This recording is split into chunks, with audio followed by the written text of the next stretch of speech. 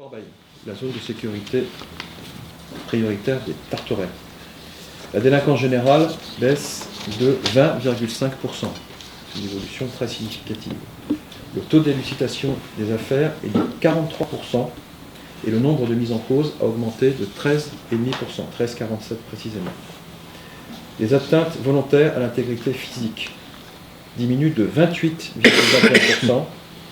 Cette évolution s'expliquant par la baisse remarquable des vols avec violence, moins 36%, et parallèlement le taux d'élucidation qui a progressé de plus de 13 points. Il se situe à 22,83%.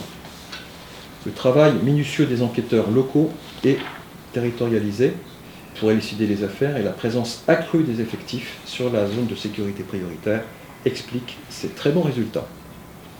En ce qui concerne les cambriolages, la zone de sécurité prioritaire des Tarterets est peu impactée et on constate une baisse de 25%, mais pour un nombre de faits qui est limité. La lutte contre les stupéfiants a été intensifiée, le nombre de consommateurs interpellés a augmenté en passant de 135 à 146. Plus encore, l'effort est aussi remarquable à destination des dealers, puisque 19 trafiquants ou revendeurs mis en cause ont été mis en cause et présentés à la justice, contre 4 seulement l'année précédente. S'agissant des violences urbaines, on constate une forte baisse des violences urbaines sur la zone de sécurité prioritaire des Tarterets. On est à près de moins 52%, avec un nombre de faits qui passe de 179 à 86.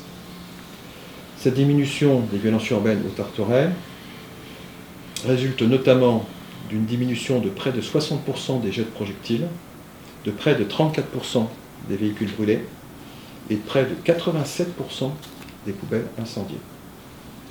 On note par ailleurs un infléchissement de 15,8% des violences et menaces sur les personnes dépositaires de l'autorité publique, policiers, pompiers, policiers municipaux.